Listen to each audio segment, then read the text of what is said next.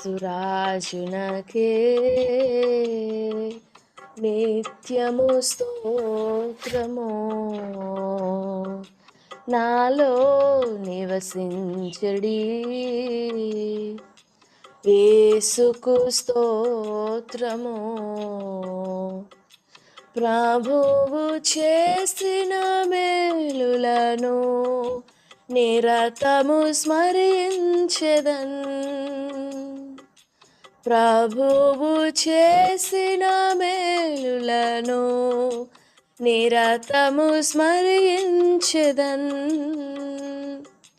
పూర్ణ హృదయతో నీ నామం పాడి కీర్తించెదన్.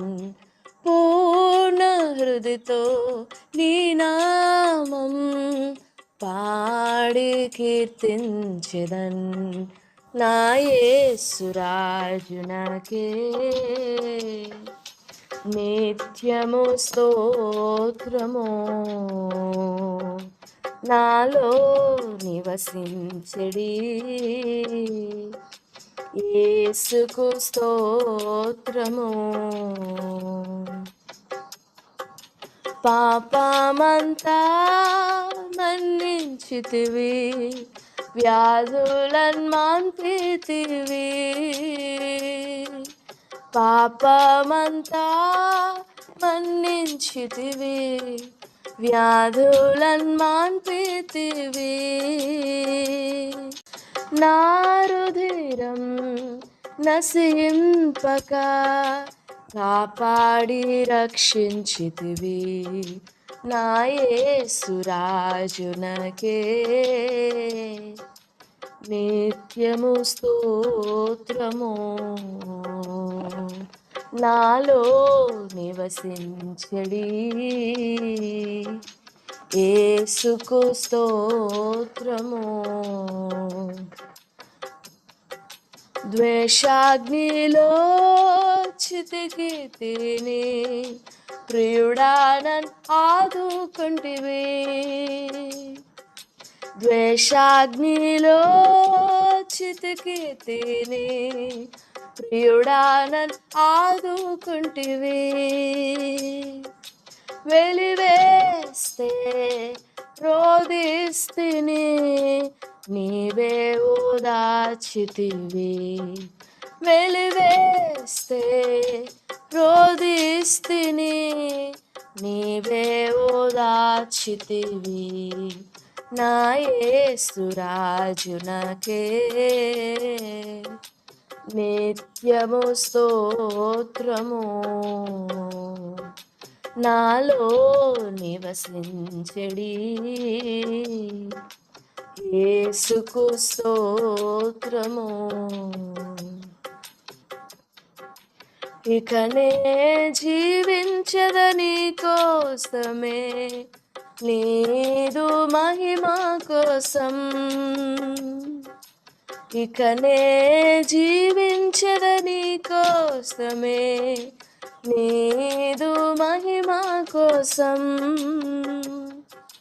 నీ ప్రేమను చాటెదను, నిత్యము పాడెదను. నీ ప్రేమను చాటెదను, నిత్యము పాడెదను. నా యేసురాజునకే నిత్యము స్తోత్రము.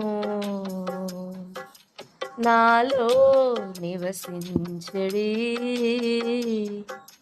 యేసుకు స్తోత్రము. నా యేసురాజునకే నిత్యము స్తోత్రము. నాలో నివసించడి యేసుకు స్తోత్రము.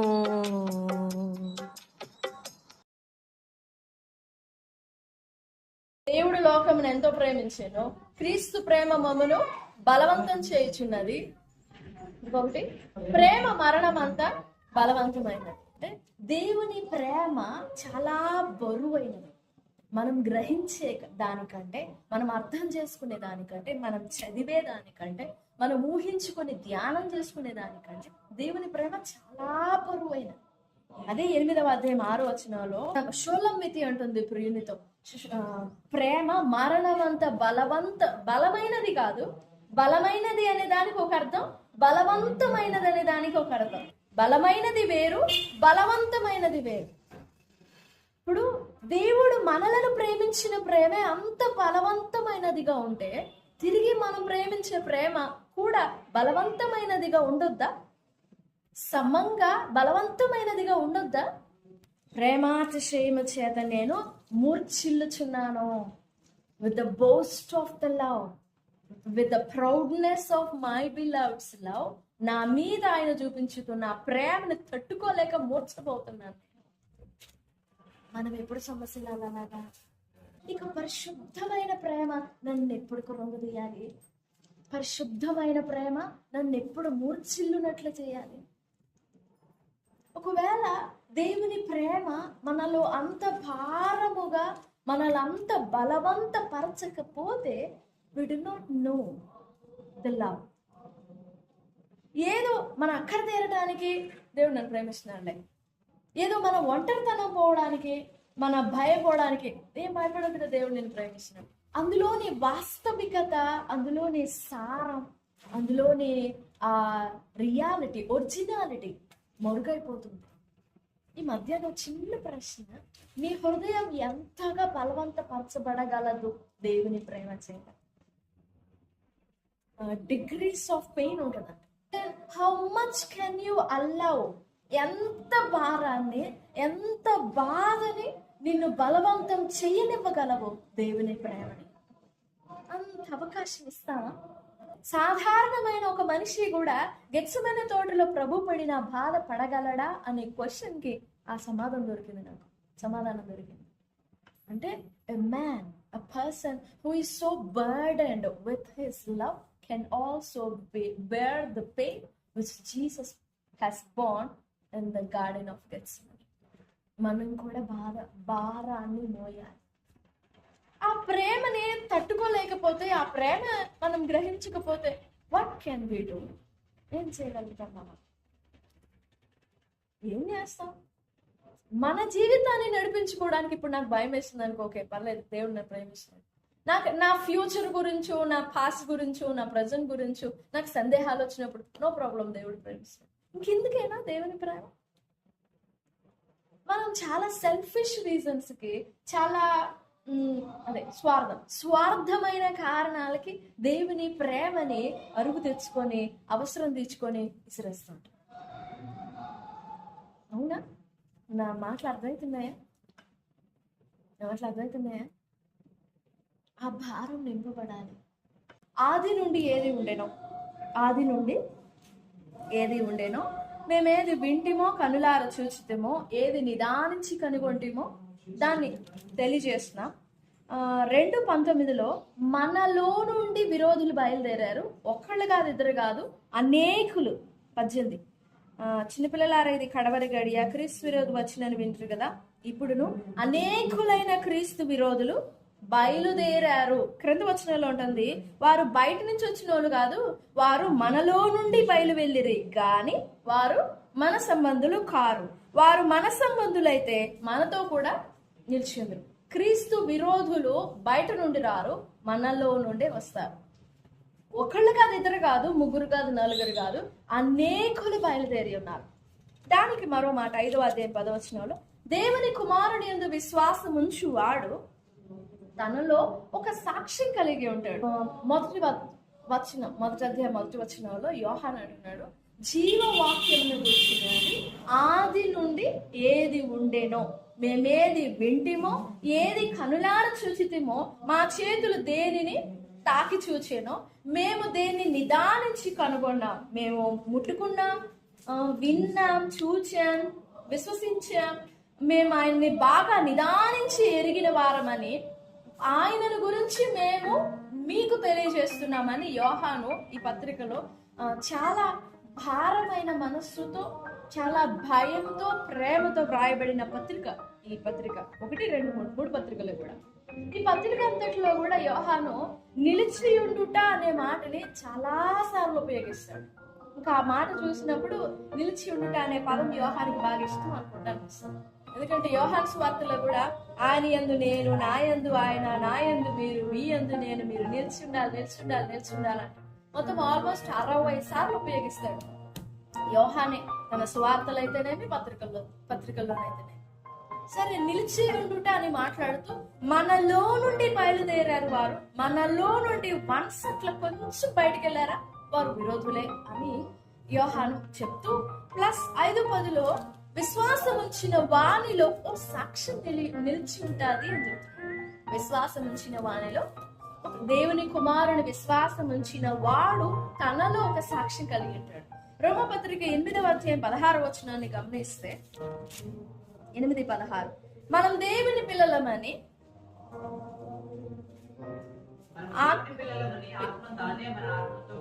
ఆత్మ తానే మన ఆత్మతో కూడా మనం ఆయన యందు నిలిచి ఉంటాము, ఆయన మన యందు నిలిచి ఉంటాడు అని రాస్తూ 1వ అధ్యాయం 1వ వచనంలో మేము ఏది నిదానించి కనుగొంటిమో అన్నాడు.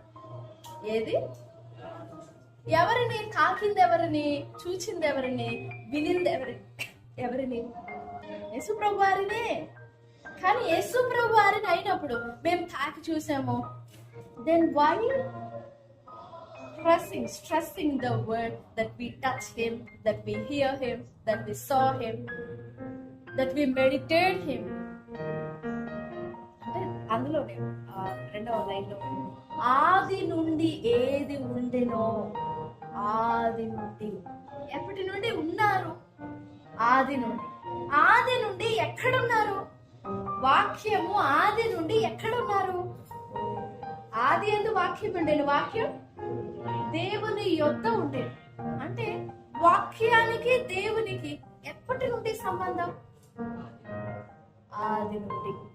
కానీ మనం నమ్మేటప్పటికి నిన్ను చెప్పినట్టు నమ్ముతాం, ఈరోజు చెప్పినట్టు నమ్ముతాం. మోషేతో చెప్పాడు, మోషే అడిగాడు, ఆ ప్రజలు నిన్ను గురించి అడిగితే నేనేం చెప్పాలి, నిన్ను ఎలా ఇంట్రొడ్యూస్ చేయాలి అని అంటే ఏం చెప్పాడు దేవుడు? నేను ఉన్నవాడను అని వాడనై ఉన్నాను. I'm who I'm.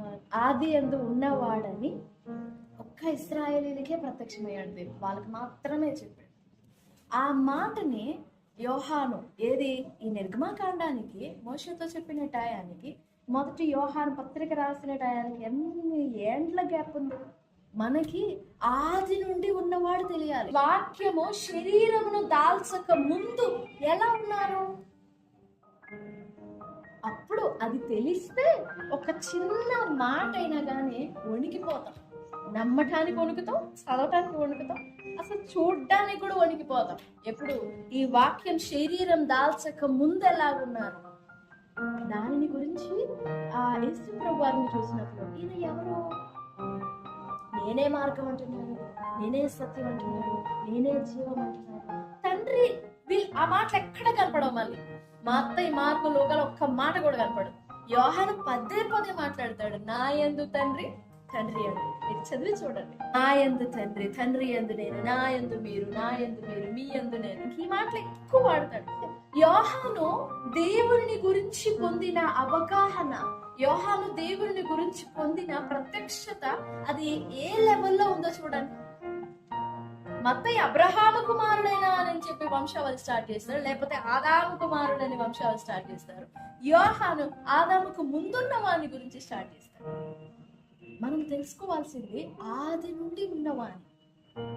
ఆది నుండి ఉన్న వాణిని మనం ఎరిగినప్పుడు మనం ఎవరమో కూడా కనుక్కుంటాం, తెలుసుకుంటాం. ఎందుకంటే ఎఫెస్సి 1వ అధ్యాయము 4వ వచనం 6వ వచనం కలిసి ఉంటాయి. అది మొత్తం అవసరం లేదు, కింద 2 లైన్లు ఉంటాయి, అవి చదవండి. జగత్పునాది వేయబడక మునుపే ప్రేమ చేత ఆయన క్రీస్తులో, 1వ అధ్యాయం ఎఫెస్సి 1వ అధ్యాయం 4వ వచనం 6వ వచనం చివరి 2nd లైన్. జగత్పునాది వేయబడక మునుపే ప్రేమ చేత ఆయన క్రీస్తులో మనలను, జగత్పునాది వేయబడక మునుపే క్రీస్తు ఉండినప్పుడు మనం ఎక్కడున్నాం?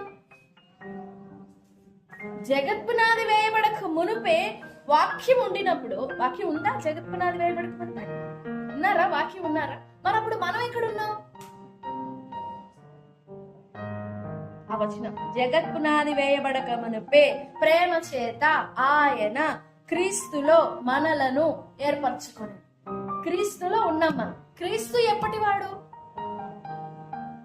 జగత్తుకు ముందే, పునాదులు వేయబడక ముందు నుండి ఉన్నవాడు. అప్పుడు మనం కాకపోతే మనకి పలానా 95, 97, 90 సంవత్సరాల మనం భూమి మీదకి శరీరం దాల్చాలని చెప్పేసి మనకి ఇవ్వబడిన టైం. కానీ మనం దేవుని మనసులో ఉన్నాం, దేవునిలో ఒక రూపం కలిగి ఉన్నాం మనం. ఆ రూపం నుండి కొంచెం నువ్వు స్టెప్ బయటకు వేసిన క్రీస్తు విరోధమే, నువ్వు దేవునికి విరోధమే. అది చెప్ప ప్రయత్నించాడు యోహా. వాళ్ళు బయట నుండి వచ్చిన వాళ్ళు కాదు, విరోధులు అనేకులు బయలుదేరున్నారు కదా, వాళ్ళు బయట నుంచి వచ్చిన వాళ్ళు కాదు, వాళ్ళు మనలో నుండే బయలుదేరారు. అందుకే యోహాను 5వ అధ్యాయంలో ఉంటది, పాపము చేయి ప్రతి వాడు 4:4 పాపం చేయి ప్రతి వాడు ఆజ్ఞను అతిక్రమించును, ఆజ్ఞాతిక్రమమే పాపము చేయువాడు ఆజ్ఞను అతిక్రమిస్తున్నాడు అని అంటే, ఆజ్ఞ the whole building of this body.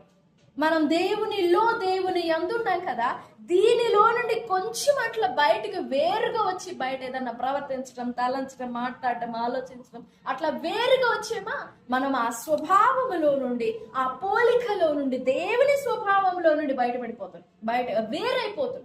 దేవుని స్వభావములో నుండి వేరైనదే అపవాది. దేవుని స్వభావంలో నుండి వేరైనదే అపవాది, ఇంకెక్కడి నుంచో పుట్టింది కాదు. దేవునిలో నుండి వేరైపోయినదే అపవాది. సో పాపం అనంటే ఏదో ఒక చట్టం అక్కడ ఉండి దాన్ని మనం మేరకుండా హద్దులు గీసుకున్న కమాండ్ కాదు. పాపము అంటే మన స్వభావం, మనం కలిగి ఉండిన దేవుని స్వభావానికి విరుద్ధంగా తలంచడం, విరోధంగా ఆలోచన చేయడం, విరోధంగా తలపెట్టడం పాపం. అది ఆది నుండి ఉన్న వారిని మనం ఎరిగినప్పుడు, మనం కూడా ఆయన యందుండిన వారమని అర్థం అయినప్పుడు, then we dare not to commit any guilt, any sin. సాహసించం, కొంచెం ఒక రవ్వంతైన అడుగు బయటకు వేయడానికి సాహసించము. ఈ ఆది నుండి ఉన్న వారిని ఎరుగనప్పుడే ఈ జీవితం నాది కదా, నా మీద రూల్స్ ఏంటి, నా మీద బలవంతపు రెగ్యులేషన్స్ ఏంటి, కండిషన్స్ ఏంటి అని. కానీ ఆది నుండి ఉన్న వారిని నేను ఎరిగినప్పుడు, నేను ఆయన యందుండిన వ్యక్తిని అని అర్థం చేసుకుంటాను. ఆయన యందుండిన వ్యక్తిని, ఆయన మహిమను, ఆయన పోలికను, ఆయన స్వభావాన్ని కలిగి ఉన్నానని గ్రహిస్తాను. ఈ పోలికలో నుండి, ఈ స్వభావంలో నుండి కొంచెం బయటకు వచ్చిన నేను క్రీస్తు విరోధినైపోతా, దేవునికి విరోధినైపోతా. అదే యోహాను మాట్లాడుతూ వారు మనలో నుండే బయలుదేరారు, వాళ్ళు మన సంబంధులు కాదు. అలా కాకుండా ఉండాలంటే మీలో ఆ సాక్ష్యం, దేవుని కుమారుని యందు విశ్వాసం ఉంచిన వాడు మరలా తిరిగి ఆ జీవవాక్యముని గురించిన ప్రత్యక్షతని, ఆది యందుండిన వాని ప్రత్యక్షతని మనం కలిగి ఉంటాము. ఆది నుండి ఉన్న వాని ప్రత్యక్షత ఖచ్చితంగా ప్రతి విశ్వాసికి కావాలి. కాకపోతే ఈ దినాల్లో ఇలువ దగ్గర ఆగిపోతున్నాం, ప్రేమ దగ్గర ఆగిపోతున్నాం, బలియాగం దగ్గరే ఆగిపోతున్నాం. కానీ మనం చాలా దూరం వెళ్ళాల్సి ఉంది. ఇంకా ప్రేమ అన్నప్పుడు, భయం అన్నప్పుడు, పాపం అన్నప్పుడు ఇంకా మనం ఇక్కడే తారట్లాడుతూ ఉంటాం. ప్రభువా నా రక్తం కడుగు, యేసు రక్తం ప్రతి పాపం నుండి మనలను పవిత్రులుగా చేస్తుందని ఇంకెక్కడెక్కడ తారట్లాడుతూ ఉంటాం. ఇంకా అక్కడ దాకా పో, స్వభావము, పోలిక, ఆయన తత్వము, ఆయన యందున్నాము అని అక్కడ దాకా పో. యోహాను పొందిన ప్రత్యక్షత అది, ఆది అందుండిన వారిని ఎరిగినవాడు. ఆ ప్రత్యక్షతలో నుండి అస్సలు కొంచెం రవ్వంతైనా దాటిపోనివాడు, దాటిపోలేనివాడు. మనం కూడా ఆ ప్రత్యక్షత పొందాలి. ఆ ప్రత్యక్షతలో నుండి రవ్వంతైనా బయటికి పోకూడదు. అది కావాలని ప్రభు సన్నిధిలో వేడుకుందాం. ప్రభు సహాయపడతారు. దేవుడి మాటలన్నీ మన వెలిగిలో దీవించును గాక. ఆమేన్.